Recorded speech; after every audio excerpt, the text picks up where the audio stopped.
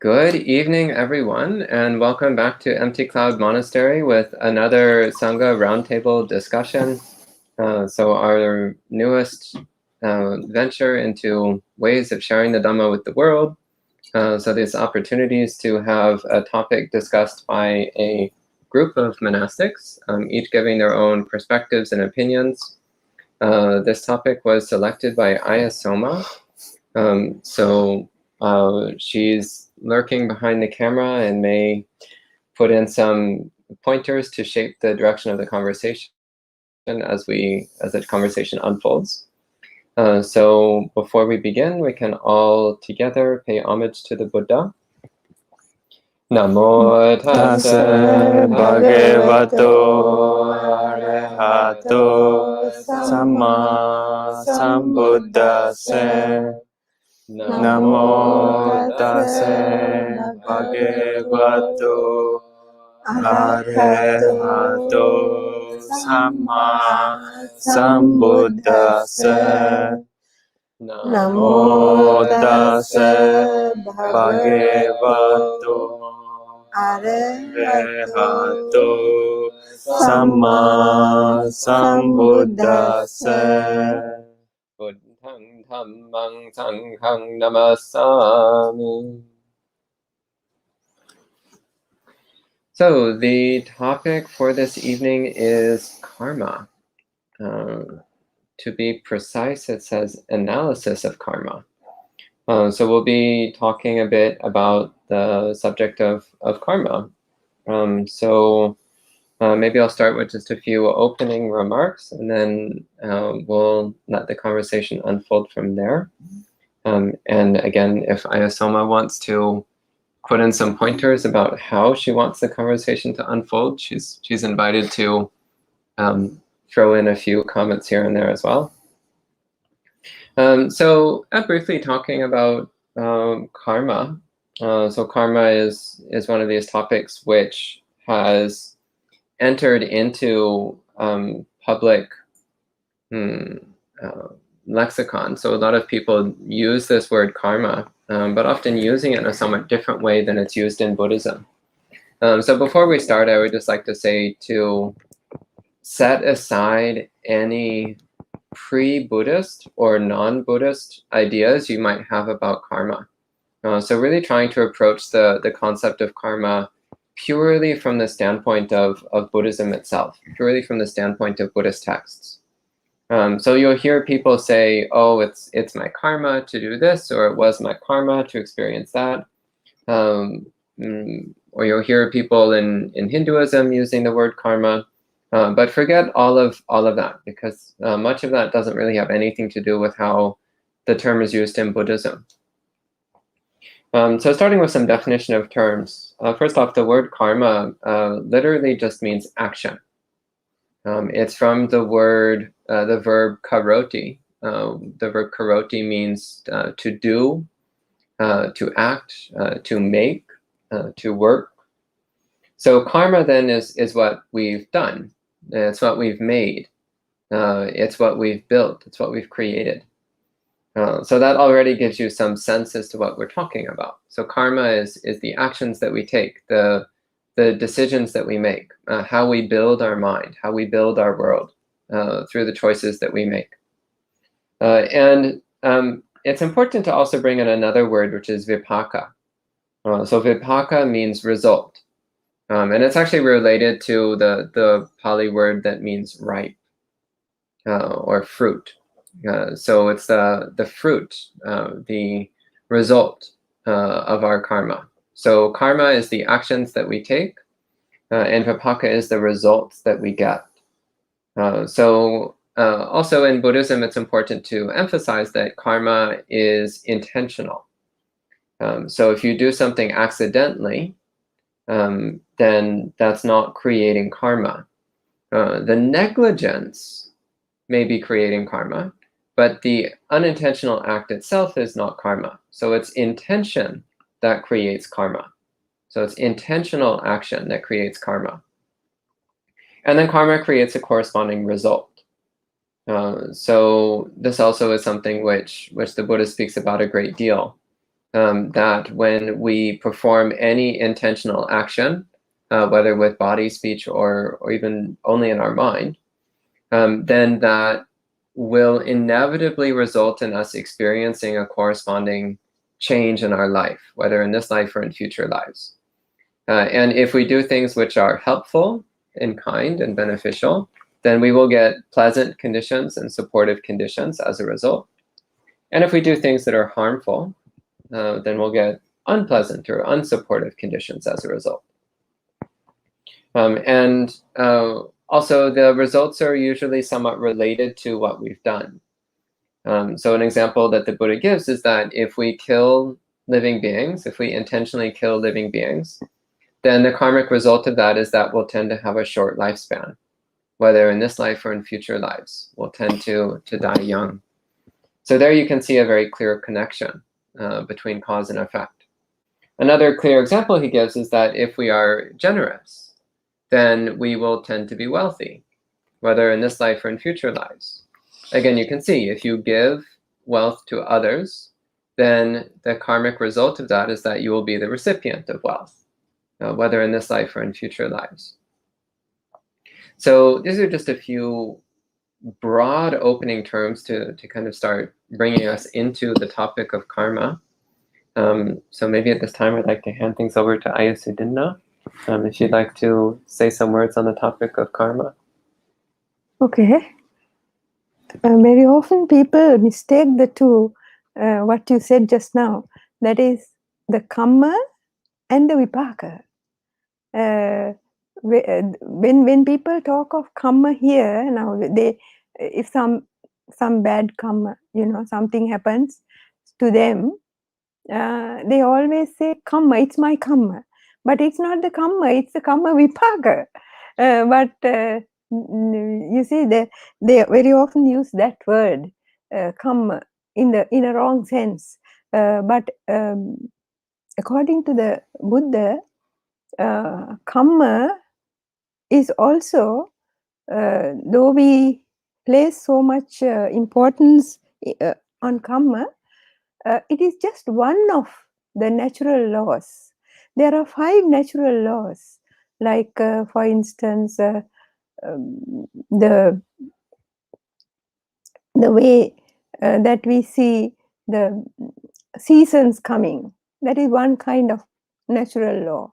Then supposing there is a tsunami or these floods and things like that, that's another natural thing. So like that, there are now, for instance, when just before the a person like the Buddha or maybe Jesus even is born, many miracles and things like that can happen, and that's another natural law. So like that, there are different 5 different they are called niyamas, and it's called bija niyama, dhamma niyama, then kamma niyama is just one of them.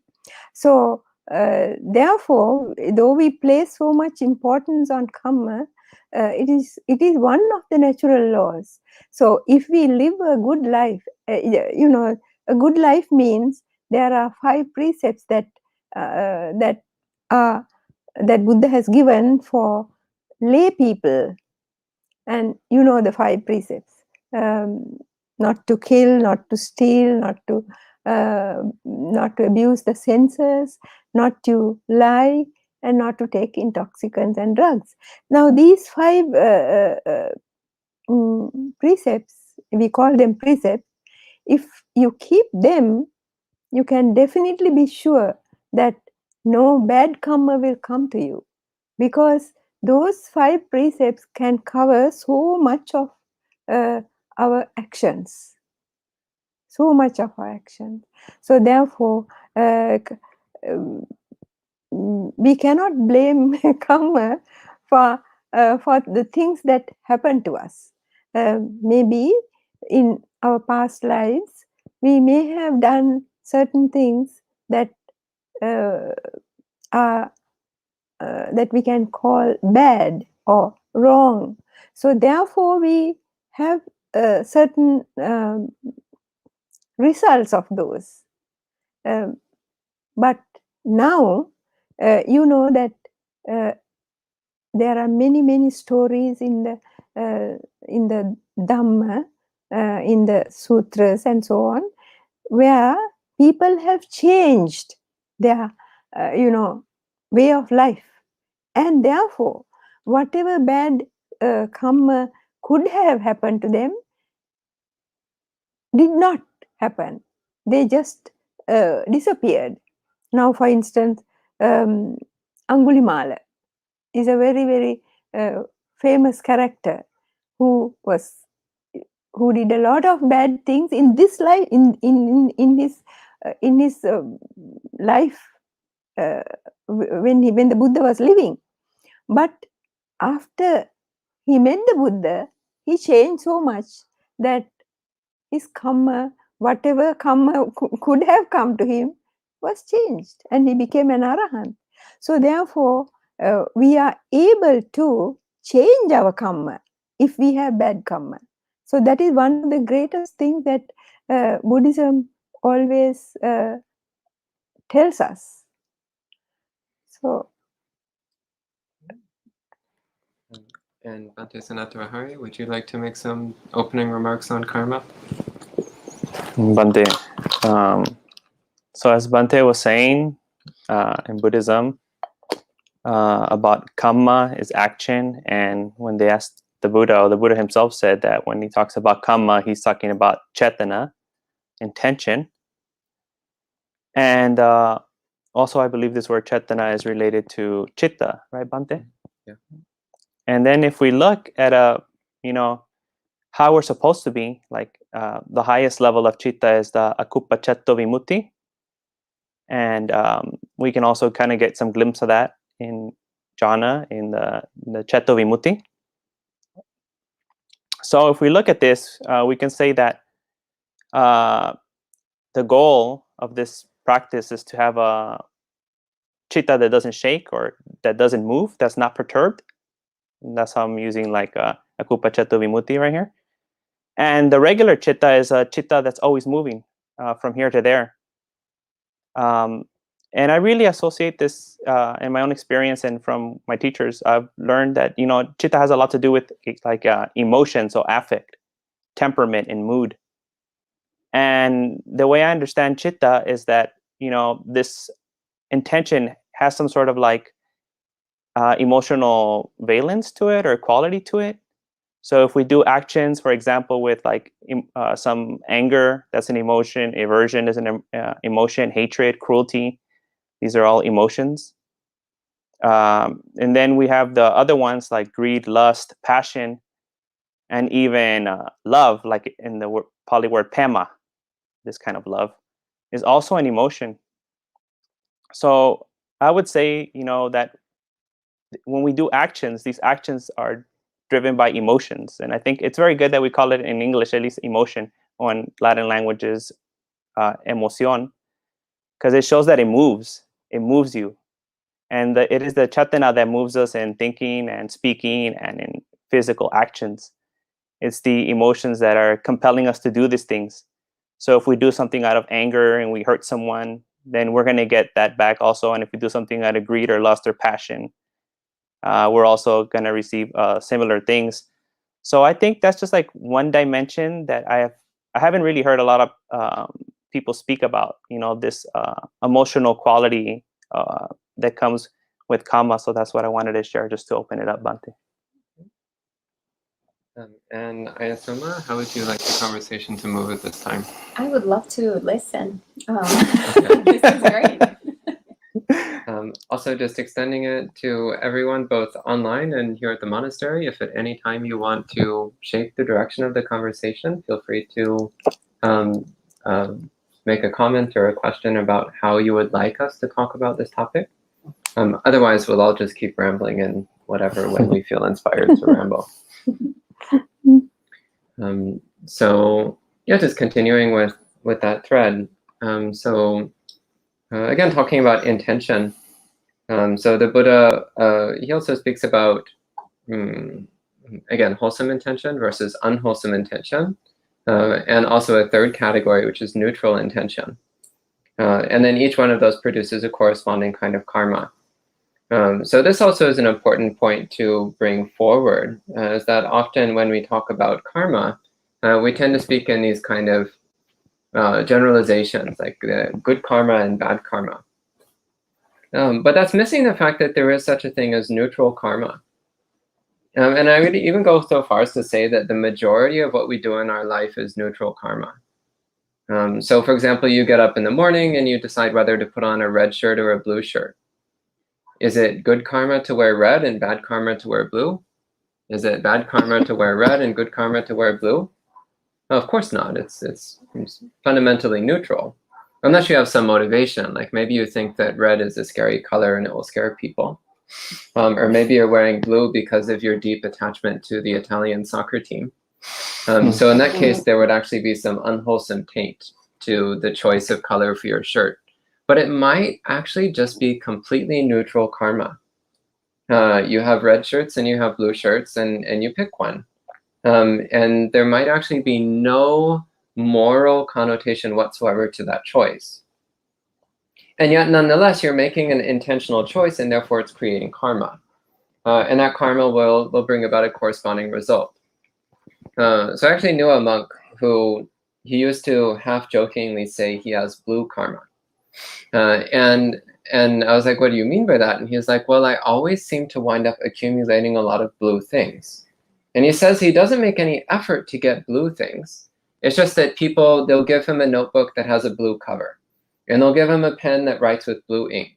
And they'll give him a water bottle with a blue cap. And he's not, he claims he's not doing this intentionally in any way. But it's just the way his life seems to unfold, is that he always seems to wind up accumulating blue possessions. So one might speculate that that could be the result of blue karma. Somebody who's constantly directing their mind towards blue things, or the color blue. And then that shapes their experience. It brings about an experience which is characterized by this one particular attribute. In this somewhat silly example, it's the attribute of the color blue. So there's nothing moral to this, but again, it's pointing to how the choices that we make shape our lives. They shape the parts of samsara that we see, the parts of samsara that we experience. And of course, the Buddha didn't talk a great deal about neutral karma, except just offhand mentioning that there is such a thing. And I suspect the main reason for that is because ultimately the Buddha was most interested in the path to awakening. He was most interested in what helps people attain enlightenment. So then he was talking about karma predominantly in terms of three kinds of karma. So unwholesome karma, which is karma that is harmful and therefore produces harmful results.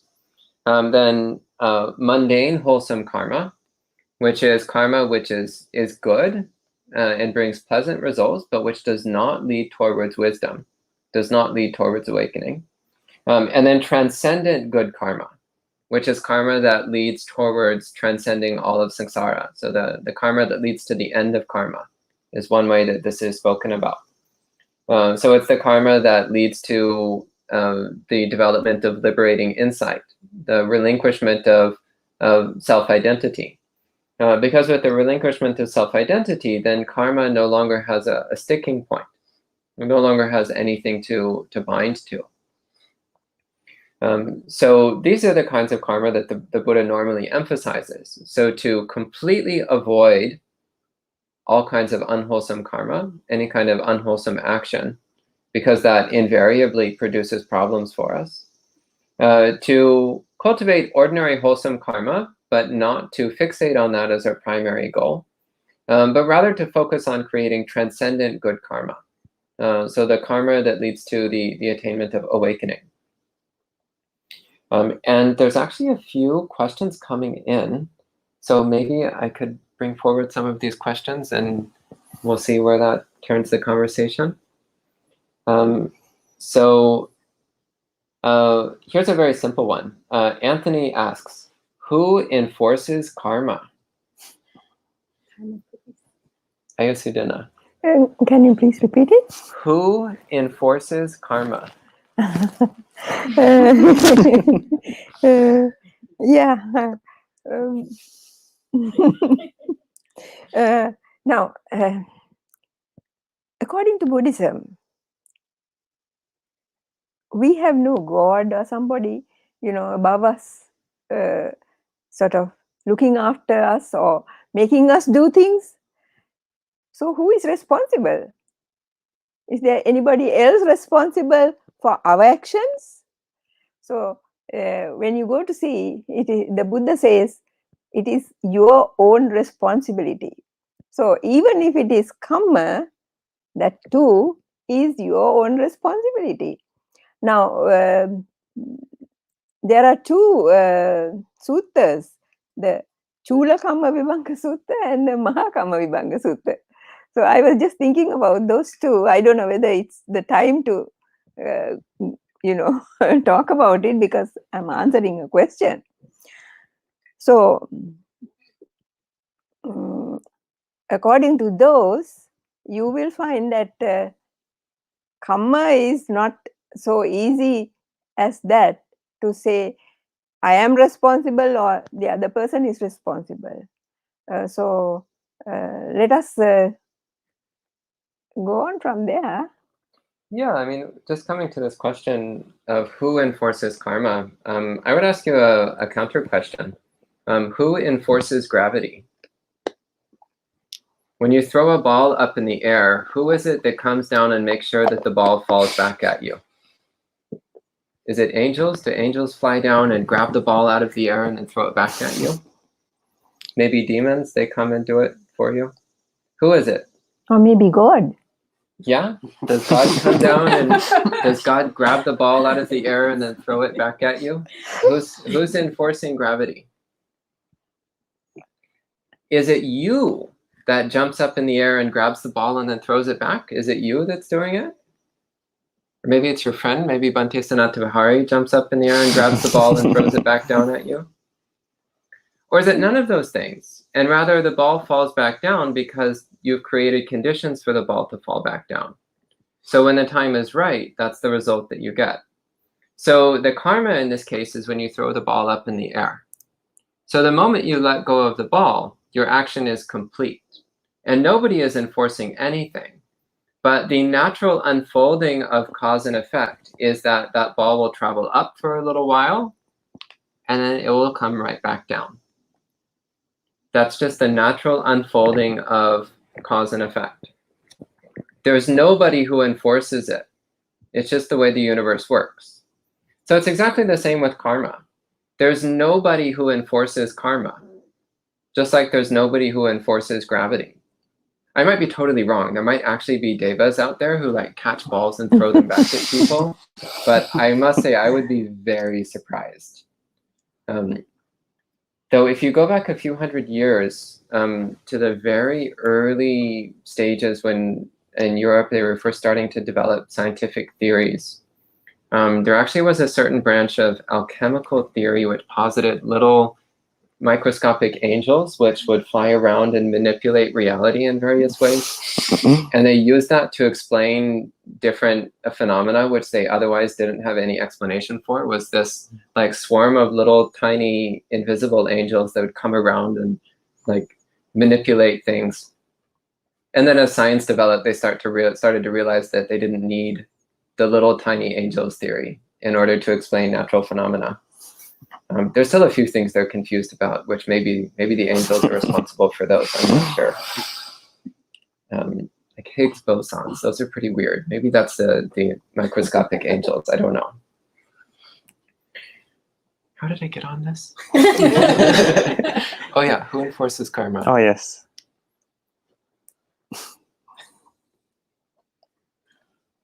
Or did we already finish that topic? I don't think there's anything else to say, but the gravity one's perfect. Okay. Okay, next one. Suzanne, it's our friend Suzanne from Rockaway. She says, how do you know when you are experiencing the unfortunate results of your actions and when it is just ... life? Bhante Sanatavihari, what do you think?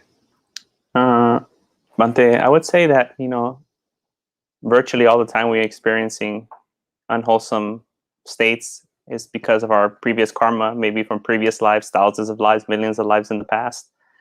So it doesn't make sense to us. It might even seem unfair, but that's just because we don't have understanding of, countless past lives and all the actions that we've done in the past. Yeah, actually, there's a sutta. I think it's the Mahakama Vibhanga Sutta, actually. Yes, it's an interesting sutta. Yeah. When you go to see, because Buddha says that Kamma. Now there are two suttas. In the Chula Kamma Vibhanga Sutta, it is sort of direct, one-to-one like. If you do good things, you will get the result. So if you do bad things, you will also get the bad result. But in the Mahakamma Vibhanga Sutta, it's not so. Buddha says, now sometimes it can happen that you have done something very, very good at the last moment of death, before you die. And though you have done many, many bad things too, that particular karma that you have done at the last minute might be effective and you get a good rebirth. But on the other hand, when you are born into this world, later on, now supposing you get a very good rebirth, after some time you might suddenly come across a accident or some very bad result which might leave you incapacitated or cannot walk, or you lose some limbs or whatever. So these are things that the Buddha talks about in the Mahakamma Vibhanga Sutta, where you get the result of what you have done long, long ago suddenly, and then change everything that that you brought into this world at rebirth.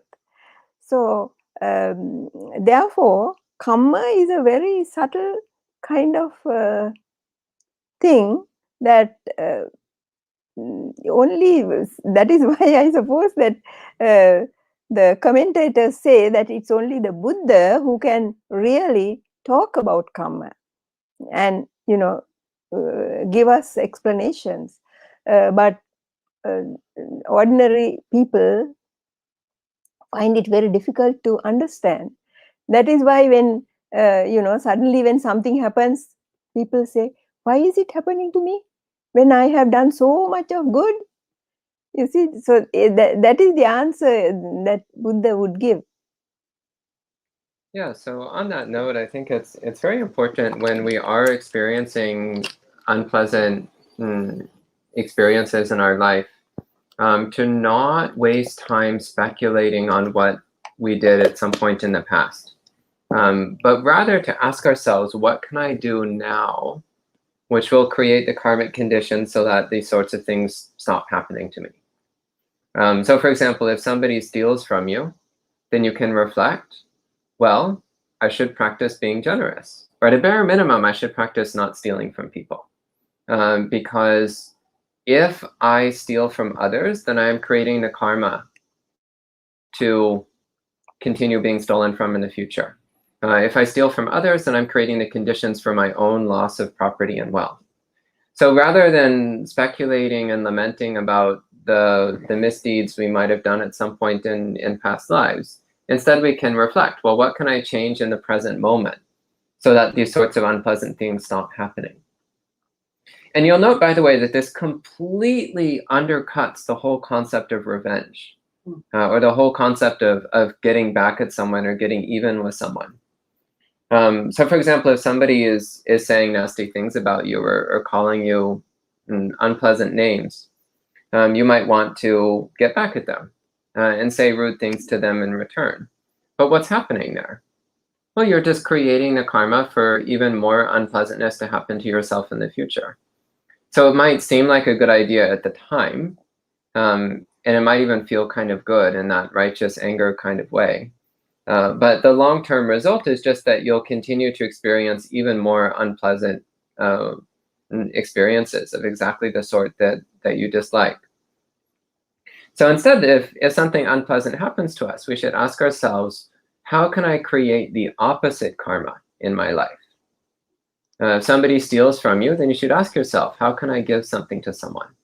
If someone is mean to you, you should ask yourself, how can I be more kind to others? If someone is rude to you, you should ask yourself, how can I be polite and respectful?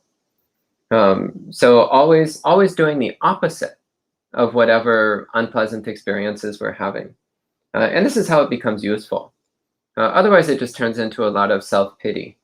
And self-pity, self-hatred, self-blaming, that doesn't really do anybody any good. But rather, if we take this empowering perspective on karma, and then it becomes uplifting. It's recognizing that we have the ability to shape our life, to shape our experiences. That may be why that the Buddha said that we must always live in the present moment. Because it's only the present moment that really is our life. Because we can live only in the present moment. So if the present moment is good, and if we do good at that moment, then that will become the past and the future. So therefore, that is why Buddha has always said to live in the present moment and to give up the past and thoughts of the future.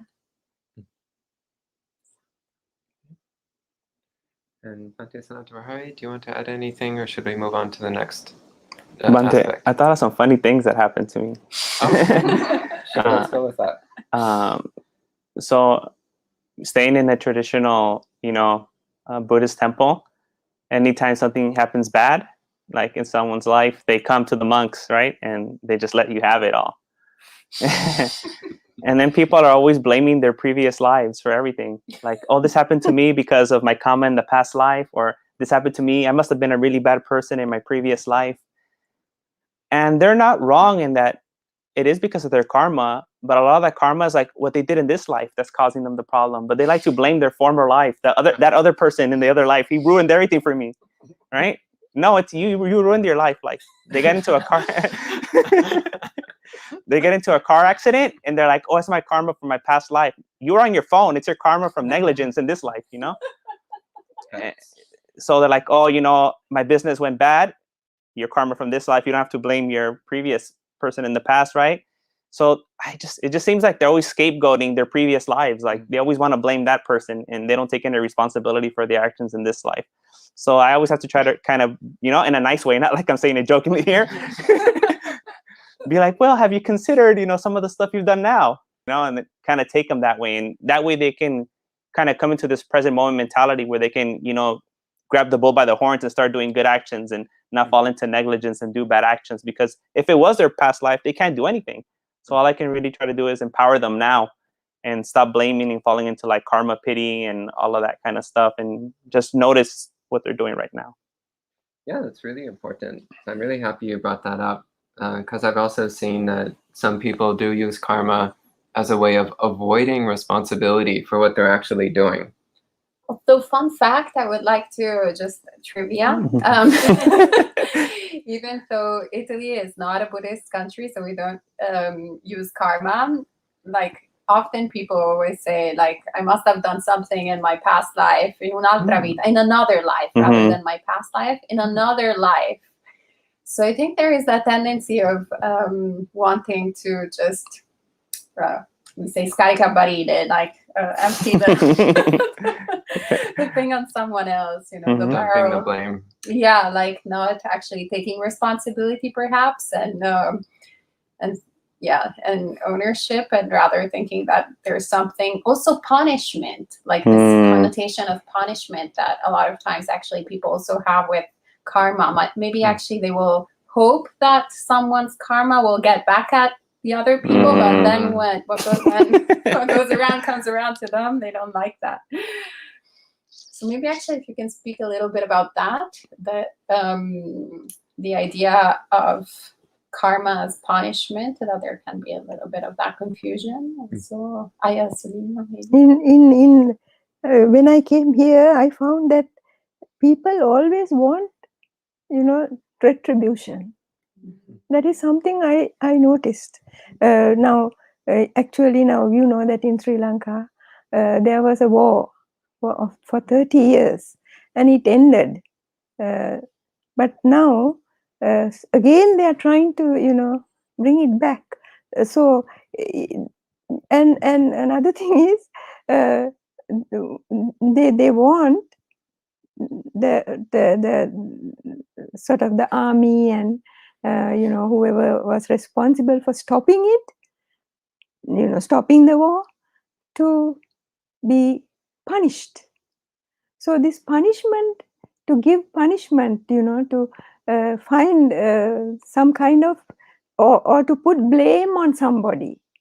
See, so for whatever has happened, to blame another person is, I think, a human human sort of folly, or I don't know how to put it, but to not to take the responsibility for what you have done.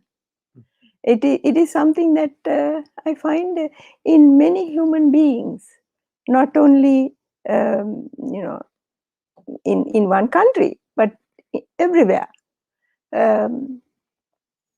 So if we can take the responsibility for ourselves for whatever happened, we wouldn't be doing that, wanting to punish somebody, wanting to blame another person.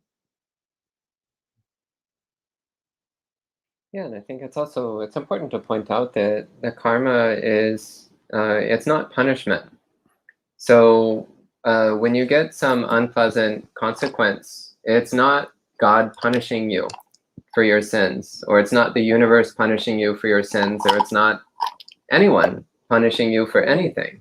It's just a natural consequence. So if you eat a bunch of junk food today, and you wake up tomorrow with a stomach ache, it's not like, oh, God is punishing me for eating junk food. No, it's just a natural consequence of hurting your body. When you put junk food in your body, then you get a stomach ache. It's just a natural consequence. It's not a punishment. Nobody is punishing you. It's not evil to eat junk food, but it does have a consequence, which is stomach problems the next day. So as someone with a touchy stomach, this is a very personal topic to me. I have to be very careful what I eat. And I know it's not that somebody's punishing me. It's just that if I eat the wrong things, I'm going to feel sick. It's very simple. And if I eat the right things, then I actually feel kind of good. So there's nobody is punishing anybody for anything. It's just that our choices inevitably create corresponding results. That's fundamentally what we mean when we're talking about karma. So we have another question. So Suzanne asks, how do you know what you did wrong if you didn't have ill intent? Bhante Sanatavahari, what do you say to this? How do you, like in the moment, or when something bad happened to you, or I mean, there's no clarification. So you can interpret the question however you like. I mean, once you're experiencing the Vipaka, the unwholesomeness, then it's very clear that you did something wrong at some time in the past, because it's dukkha. When you're about there's a nice I forget what sutta is that. I think it appears many times. The Buddha tells us to analyze every thought, speech, and action before, during, and after. Right? So before we do something, we're like, is it wholesome for me, wholesome for others, wholesome for me and others? While you're doing it, and after you're doing it, you have to kind of follow this recipe all the time. I think most of us are too lazy to do that, to be honest. But if we would do that, we would know right away if the action was wholesome or unwholesome.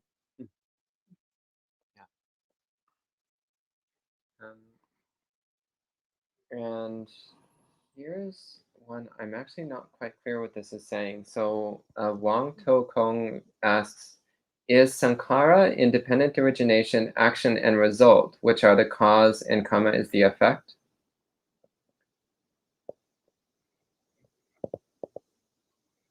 I don't quite understand. And if by Sankhara you mean mental activities, then yes, mental activities create karma. But if by Sankhara you simply mean conditional phenomena, then the experience of sankharas would be the result of past karma. So it depends on whether you're using sankhara in the active sense of actions that we do, or sankhara in the passive sense of being the formations created by our choices. So then that would depend on whether it would be karma or vipaka. At least that's what I think this question is asking. Do either of you have any better understanding of what? Bhante, did in the question, is there something to do with, or is there a mention of dependent origination also? Yeah. In that case, then sankhara is the mental, isn't it? Well, there's different opinions. I mean, if we start talking about dependent origination, we're going to be here all night. I mean, that alone would be Yeah. a 3-hour conversation at least. So Yasudina, you shouldn't leave so that we can Yeah, we would- should just stay at empty cloud so we can have also the dependent origination talk. Well, I think we would have to have a dependent origination week. realistic. Fun. Year. So next time you come, we'll do a series on dependent origination. How do you know whether I'll come? So you have Whether I'll stay live here to for that. a year. To come again. So next, Denise asks, is karma related to the asabas? I understood that the asabas were biases in the mind that come from prior existence that influence our actions and intentions. Ayusudina? Yes, in a way, that is what we have been talking about now. Because asavas are the biases, yes, right, that have come from the past. That is how it is given in the Dhamma. So, if asavas are our own, they are of course our own creation. What we have done in the past come back to us as asava. Now, when we talk of asava, it is also called underlying tendencies. By that, what it means is that they are not visible all the time. But when something happens, say some kind of experience or some situation comes along, something happens, and then that the underlying tendency comes up at that moment, and then we react to that situation with the asavas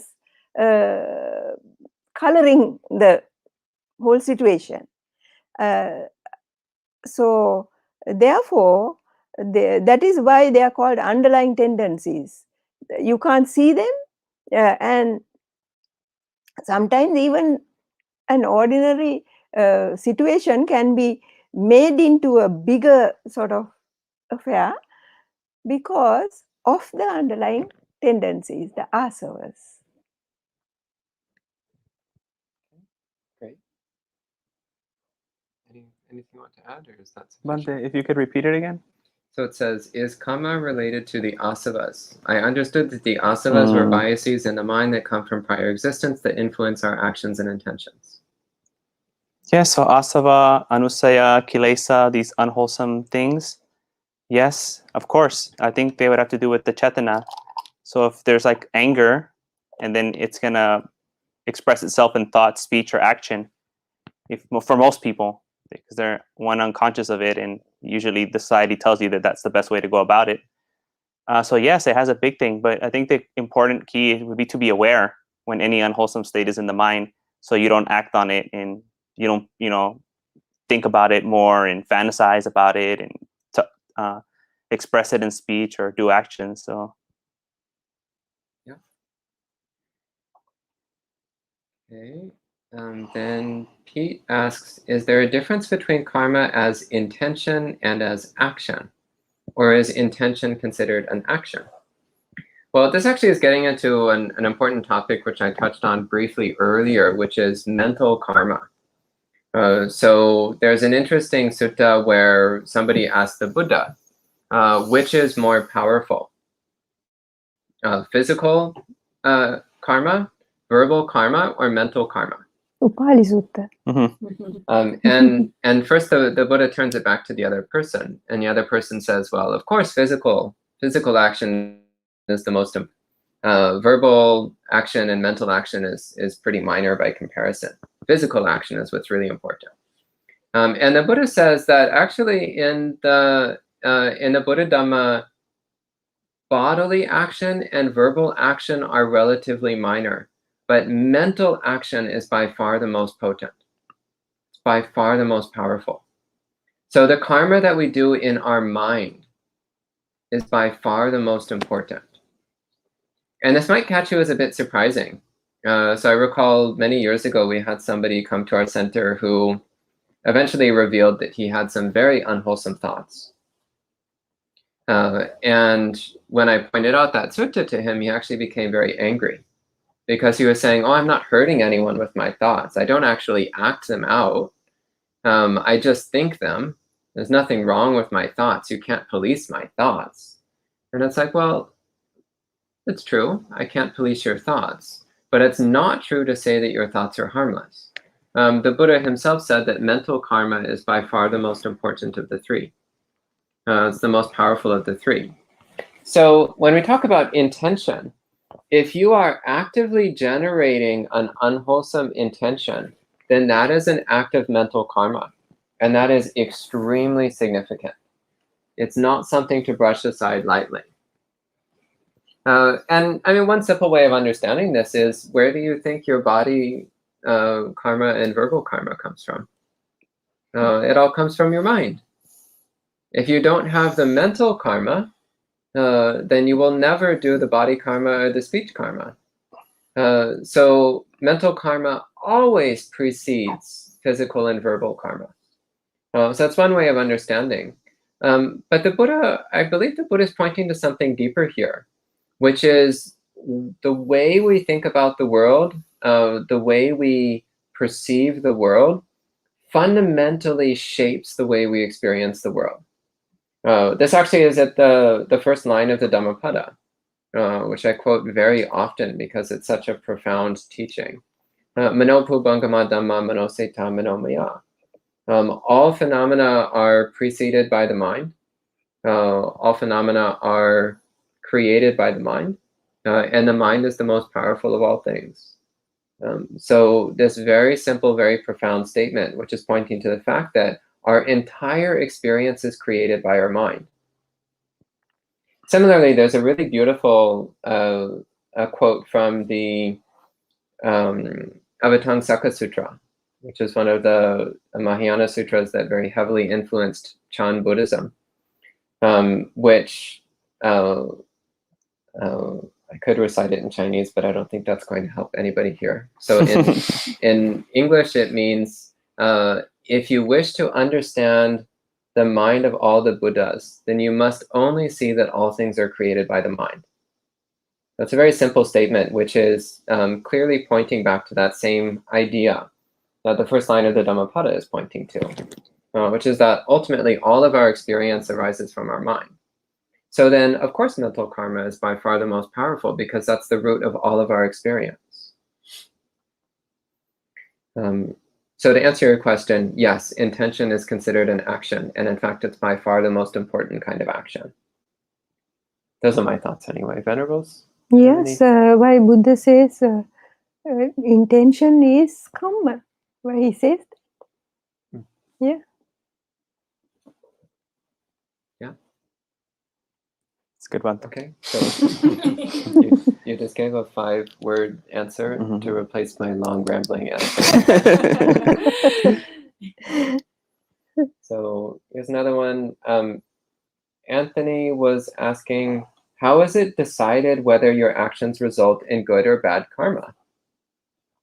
I think we have answered that already. I think so. That's a good answer.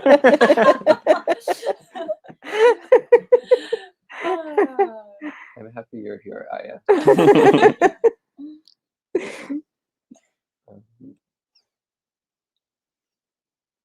Okay, so Geeta Jnana, well, first off, very kind of you to send the birthday food offerings for Aya Soma today. That was very Very wonderful, love you. Gitanyana asks, our past karma maturing, along with our past habit energies mature in this lifetime that may cause some suffering. How can one navigate skillfully with mindfulness as not to get involved or create any new negative states of mind? Ante? I feel like, kind of like I said, like we've talked about it, but I think I would just focus again on the same thing that I said earlier, because I think it's so important to always, be aware of what's going on, and before we say something or before we do it, and when we catch ourselves thinking it, to really analyze it at that time and be like, is it good for me, good for others, good for me and others? I think that's something that's very important, and I think that here's a little soapbox talk, Bante. It's something that's missing from Western mindfulness, where it's just kind of like blank out, no thought, and just be aware, non-judgmental. But, as I understand, Buddhist mindfulness, there's a huge moral aspect to it, like morality is so important. So not only should you not be, it's not about being non-judgmental, but you need to be aware, is this a wholesome state that's arising, an unwholesome state that's arising? There has to be there has to be this discernment, this analysis of the whatever's appearing in the mind, not just and just let the bad thoughts continue. Non-judgmental, right? And then so non-judgmentally you keep this unwholesome pattern your whole life. You have to be like, no, this is not good. This is censored by the wise. This will lead to bad actions in the future if I keep thinking like this. So, when we're mindful, we have to also bring this discernment, like Dhamma Vichaya, analyzing that state and being, is it wholesome or is it unwholesome? I think that's very important. You cracked up. Okay. I can go home now. I'll change my flight. Asabas, you were saying something? Oh no, I love listening. I love that. Yeah, that was fun. Marielle says, in times in the past where I would ask why I was experiencing something, I can now see that it wasn't simply karma, what I was paying.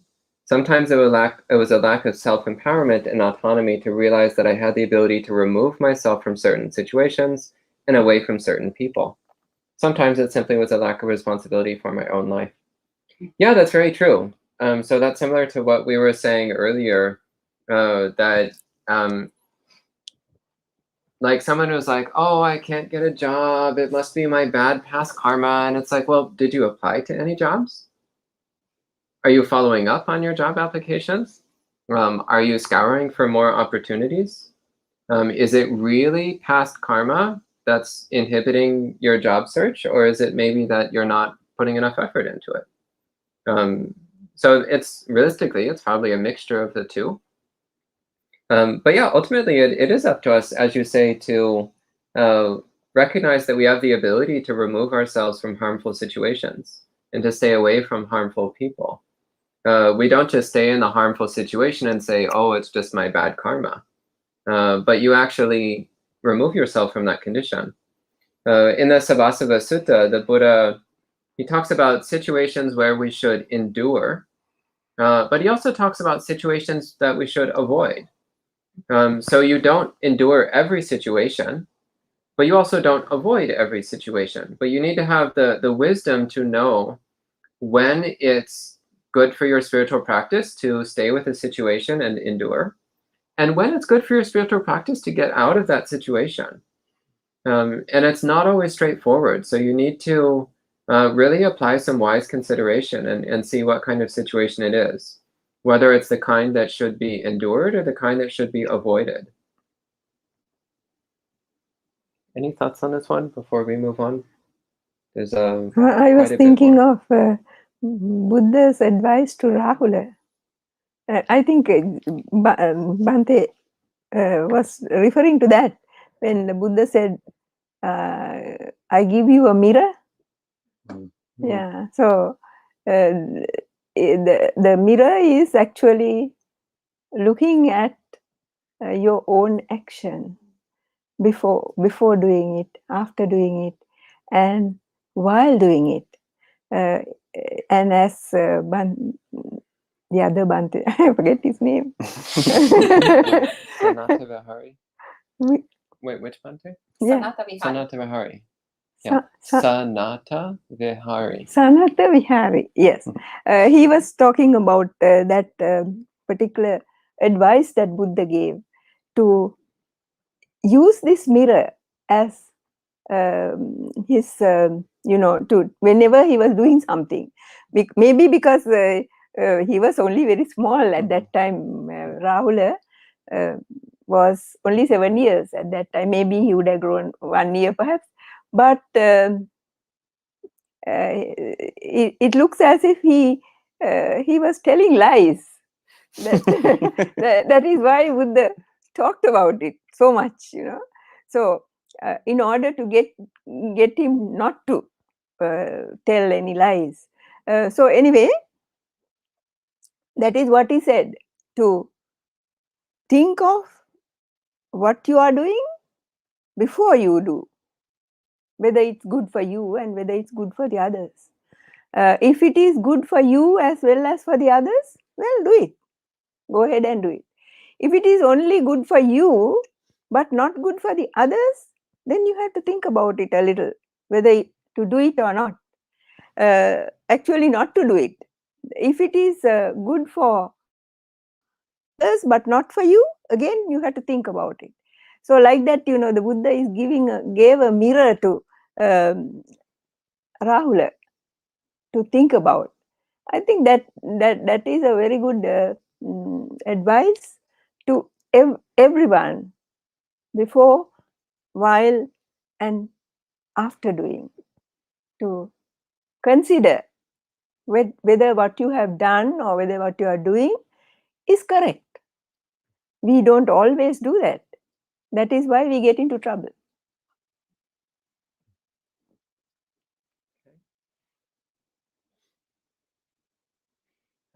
Next, we have a challenging question. So naturally, we'll give this one to Ayasudinna. It says, I worked in healthcare taking care of severely developmentally disabled patients. They are completely dependent on the caregivers. Is this a result of previous karma? They are completely dependent on Caregivers. So caregiver. people who are born with disabilities. I like to talk about somebody whom I know. She's a young girl in my, where I am. And she herself, I don't know whether I'm, whether I should say this, but I don't think they will mind. She herself, from the year 13, was a patient. And she has to, be very, very careful about her food, not to take salt, not to take sugar, so many things. And she's totally dependent on certain things. But she is a caregiver. She's a nurse, actually. She has done nursing. Very, very compassionate, kind, very outgoing person.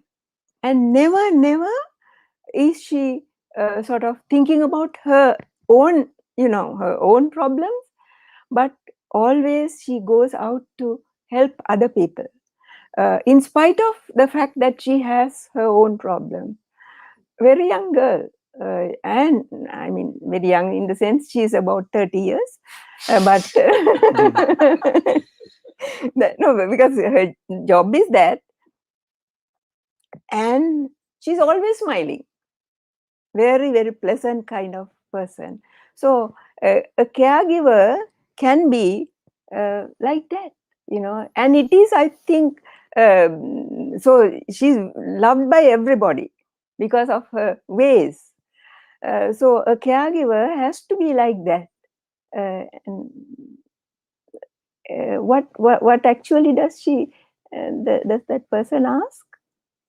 Oh, they're asking, so if someone has disabilities, is it the result of past karma?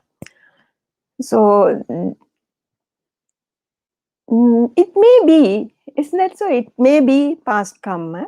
It may be karma that they have done in this life, because there are certain people who go on eating so much that they become, very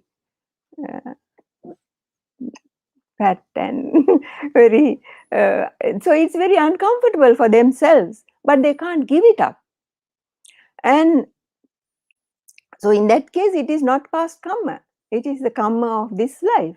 But it can be past karma too.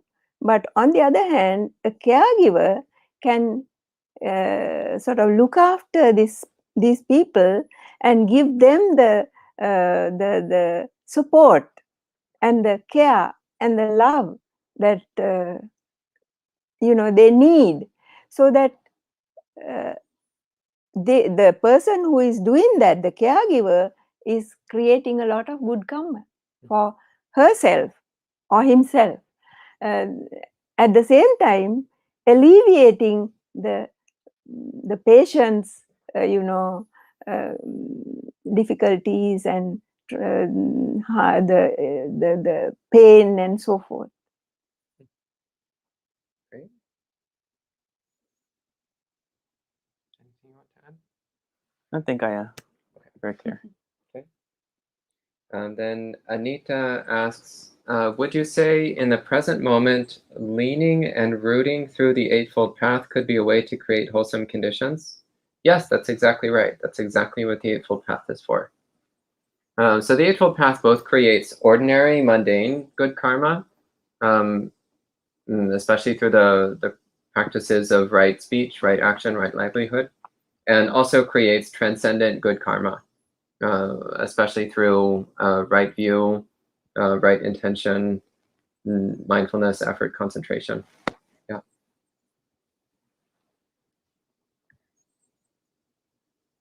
That's a straightforward enough one. Yeah.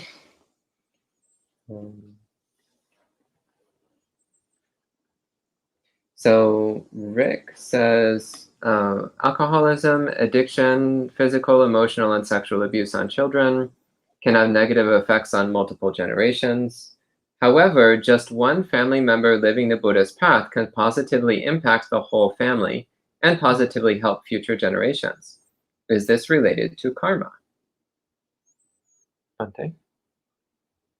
I mean, Bhante, studying counseling psychology, and we talk a lot about, generational trauma and breaking the cycles of trauma and things like that. So kudos to anyone who can actually, break that pattern, come out of that cycle that, many families have been stuck in for generations. And I think, yes, if it's amazing karma if you can get out of that, if you can change yourself, because that's going to be an example. You're going to be like that house on the hill, right? Like Christianity, the house on the hill. You're going to be the beacon of light for those who have eyes to see, for them to change, because sometimes those people, might not know any better, or it's just the way things have always been done, or it's a maladaptive coping strategy. At a certain time, that was the way to survive, because maybe in the past things were even worse and we don't know, and that was the way they used to cope with the situation. But now it's not useful anymore. There's other options, but they don't know about it. But if you change yourself, then you're showing them, hey, there is another way. We can change the way we're doing things. So I think it's one of the best karmas you can do is to be an example for others. Yeah, that's one of the major things that we're doing in Buddhist practice. Is that Buddhist practice is not just helping ourselves, it's also helping others. And there's many suttas where the Buddha talks about this, where he talks about how we practice not just for our own benefit, but for the benefit of others as well. So yeah, similarly, is it related to karma? Yeah, absolutely. Because you can create the karma that brings goodness into people's lives, both your own and also all the others who are in your sphere of influence. Okay.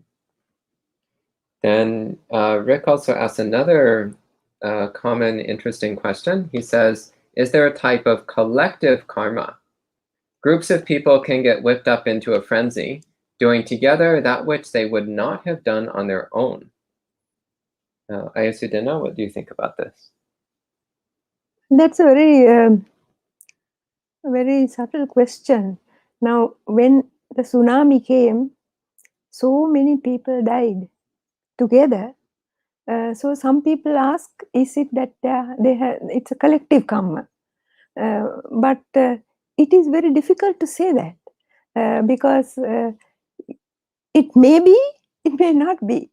So we cannot exactly say that it is because of that they have collectively done something, and therefore they had to undergo that kind of death. So this is not a question that we could really answer, directly say this is so or this is not so. Yeah, I mean, the usual answer that you'll get from most Buddhist teachers is that there is individual karma, and a number of people who all together have similar individual karma will create the illusion of collective karma.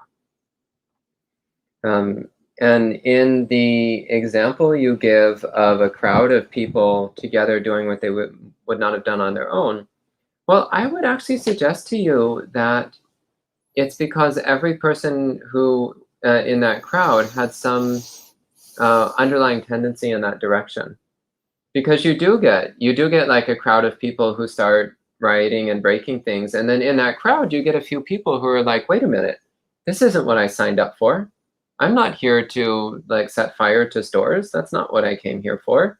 And they don't participate in the violence, and they get out of the situation.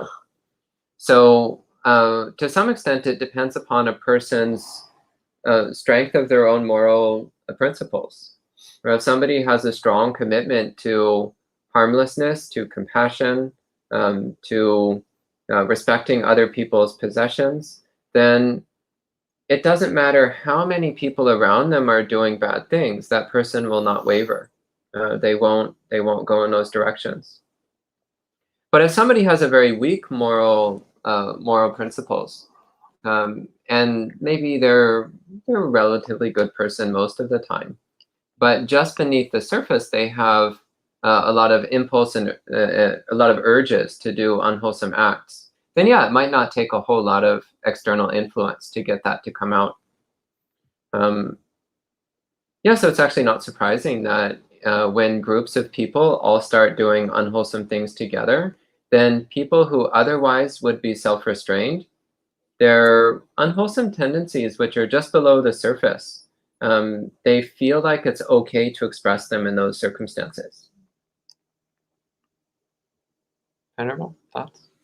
Bhante, I'm just reminded of the chant that we're supposed to be doing every day as monks about our karma. I'm the heir of my karma. And yeah. Right? Yeah.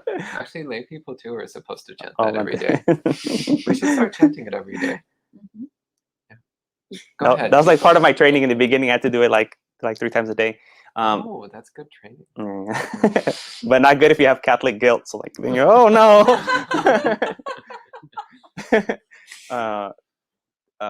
So if we look at that, it's very, it's telling us very clearly that it's individual karma. And then there's another very famous sutta that I like, just because I was a big Dragon Ball Z fan and Dragon Ball fan, called the one where the man sees King Yama and after death, and then King Yama tells him, you can't blame your mom, you can't blame your dad, you can't blame your sister. Like, your actions are on your own, and you have to suffer the consequences of your actions. So if we just kind of, the general theme that you'll see in the suttas is that, like, it's all on you. It's your own individual karma, and there might be the appearance of collective karma because you get a certain amount of people who have certain tendencies, and then they'll express it in a similar way.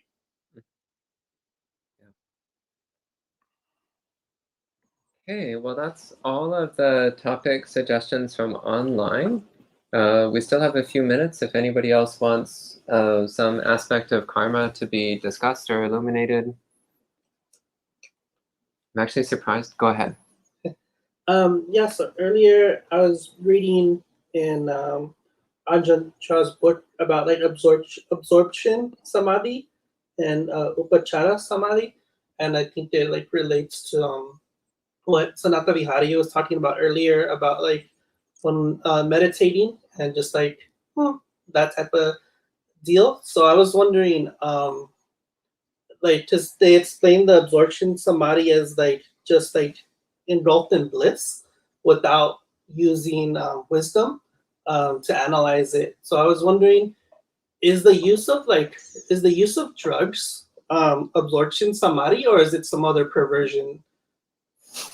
So I would not say that drugs are absorption samadhi, but I would say that the euphoria which comes from certain drug-induced experiences can vaguely resemble the euphoria that comes from samadhi. They're not the same, and it's a substantial difference of degree. So the euphoria of first jhana is beyond anything that, like, before you reach first jhana, you really don't understand what that euphoria is.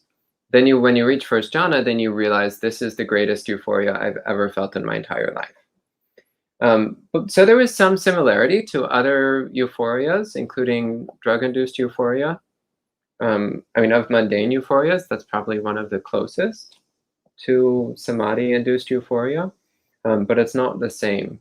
And one of the big differences is that in samadhi practice, if it's samma samadhi, so right samadhi, then there must be a very strong component of mindfulness. If you don't have mindfulness, then it's miccha samadhi, wrong concentration, which is not part of Buddhism. But I think we're actually veering off the subject of karma. I mean, I love talking about samadhi, so you touched on one of my sweet spots. But I think we should save that for tomorrow's monk chat. Yeah. I always wondered, it's kind of an unfortunate question to ask, but there's been a lot of instances around the world, but especially in the West, with teachers that have committed, I don't know, offenses like sleeping with their students, or teaching adhamma rather than dhamma, or impersonating being a teacher. What type of karma would this? What type of vipaka would this incur? 84,000 eons in the lowest hell realms. So somebody who intentionally teaches non-dhamma as dhamma, or somebody who uses their position as a dhamma teacher in order to sexually abuse people, is creating some of the most intensely negative karma you can imagine. So long periods in the lowest hell realms. It's really sad.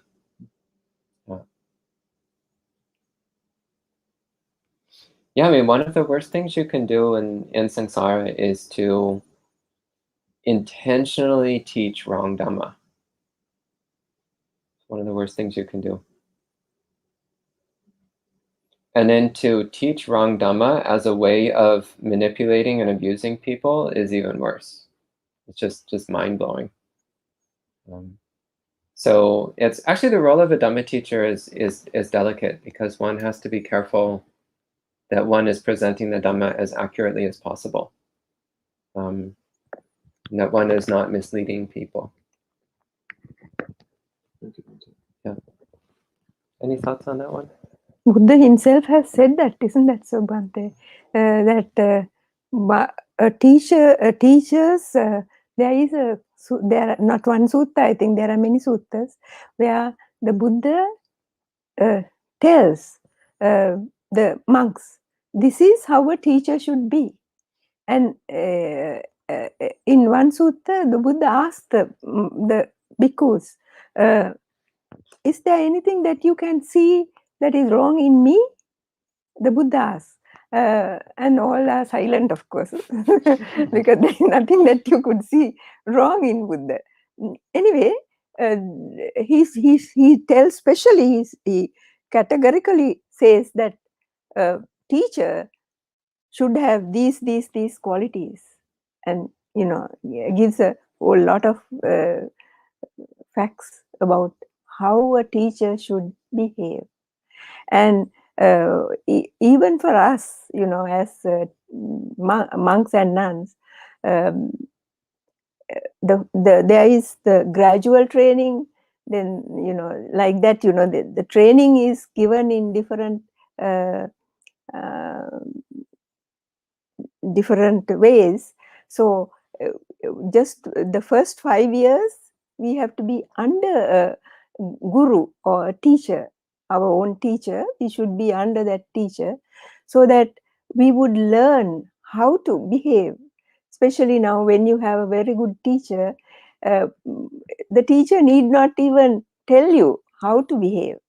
You, by looking at that teacher, himself or herself, you could see how we should behave, how we should talk to others, what we should do.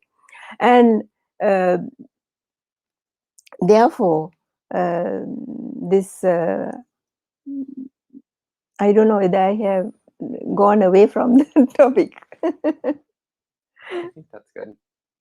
And we have a couple more questions that appeared online. So I think this might finish off the evening.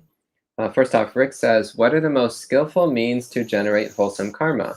Generosity, practicing sila, learning and practicing the Dhamma, helping others. Bhante? Bhante, sharing the Dhamma. Yeah. Is the highest. Yeah, the Buddha says, Dhamma danang sabbadanang janati. So the gift of Dhamma conquers all other gifts. Yeah. But actually, I mean, all of those are good. So of course, generosity is great, wholesome karma. Not to be passed up. There's a really lovely sutta where the Buddha says, if you understood the merit of generosity as I do, you would not eat even a single bite of food without offering some of it to somebody else. There's also a sutta where he says that to even giving a gift to an animal returns 10 times, returns to you 10 times what you gave. And then he goes up, the next I think is an immoral person. Giving to an immoral person returns 100 times. Giving to a moral person returns 1,000 times. And he works its way up from there until you start getting into enlightened beings. And then he's like, don't even try to calculate it. Like the return of investment is so high, it's not even worth putting a number on it. But the point is that even the simple act of like giving a piece of food to a stray cat is something which returns 10 times. So that gives you a sense as to how powerful the karma of generosity is. So it's not something to be skipped over lightly. It's something to practice as much as we can and rejoice in as much as we can. Then we have another hard question for Ayasudina. It's so nice to have somebody senior to me that I can pass all the hard questions to. Now, I understand why you like passing off questions. So Ayasudina, Denise asks, are arhants exempt from the law of karma? Can you please repeat it? Are arahants exempt from the law of karma? Now, from certain stories that we have heard, or we have read or listened to. Now, for instance, Mahamoggallana. If we take his life, Mahamoggallana in a previous life had killed both his parents, and killed in a very very cruel way, right? I think you all know the story, so I don't have to repeat it. She probably doesn't know. So. I've heard it either. Yeah, there are people that don't know it, so I think it's good. If You want me to? Yeah. Well, very briefly, yes. Short version. Yeah, a short version. Now he, on the advice of his wife, in that particular eons ago, he was forced to take the parents to forest, and as if the robbers had come to attack them, he himself, with sticks or whatever, I think it must have been sticks at that time, he attacked them so much that in the end they died. But the parents' love is so much that they were telling that son, son, please go, you escape and go from these robbers. Let us die, it's okay, but you go. See how much parents love their children. So anyway, that karma he had to undergo in hell. Buddha says, of course, in hell and in lower regions and in many low births, and he had to undergo a lot of harm, personal harm, because of what he had done. And when he now, but at the same time, he did a lot of good karma also in his, journey through samsara. So that when he came to that particular life, he became the second chief disciple of the Buddha, Mahamoggallana. And he was the foremost in psychic power, foremost. So that, but when this incident happened, when his life was going to end, there were robbers, or I don't know who instigated him, maybe other religionists, came and tried to kill him. And he, because of his psychic power, he was able to, get out of that situation. 3 times he did it. And the third time or fourth time, I can't remember exactly, maybe the third time, he looked to see why he was, being attacked like this. But when he went away, when he escaped earlier, it was not because of his own escape that he wanted, not because he wanted to escape from it, but because of the bad karma that the people who were trying to kill him would get. Because of the bad karma that they would get, he wanted to sort of not allow them to kill him. But ultimately he realized that he could not escape, that this had to happen. And then he just waited, and they hit him so much that it is said that his bones were broken to little pieces. But because of his psychic power, he was able to collect them together, and then go to the Buddha and then take permission from him to pass away. So you can see that when somebody does something like that, it cannot you cannot escape it. You cannot escape it. There are there are 5 karmas that are very, very strong karma.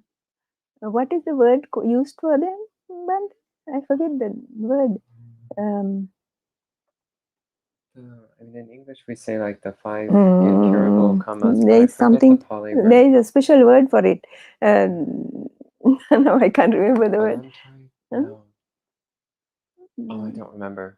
Yeah. I have to look it up. Yeah. So anyway, the one is killing one's mother, killing one's father, hurting the Buddha. You can't kill the Buddha. Hurting the Buddha, division of the Sangha, and killing an Arahant. These are the 5 inexorable, I think. Then you cannot. Incurable? Yeah. Karma that one could do. So Mahamoggallana had done that, one of them, you see. So even today, I sometimes I read in the news that some son or daughter had killed their own parents, or mother or father. So it happens even in Sri Lanka. It has happened. A Buddhist country, you call it a Buddhist country, but then these things happen. So if you do something like that, then of course you cannot escape. And it has to happen, whether you are an arahant or even now. Moggallana was a great arahant, but still he had to reap the results of past karma. So I just took one example, but there were many other examples too of past karma. Even arahants had to undergo the result. I think it's important though to remember though that an arhat doesn't suffer on account of these things. So Venerable Moggallana was not bothered by the fact that he was being attacked by these criminals. So they still get the results of the karma, but it doesn't disturb them. So it's now 9 o'clock. So that's the end of our program for the evening. So thank you all for joining in, and we'll end the evening with 3 sadhus. Sadhu, sadhu, sadhu. And we'll see you next time.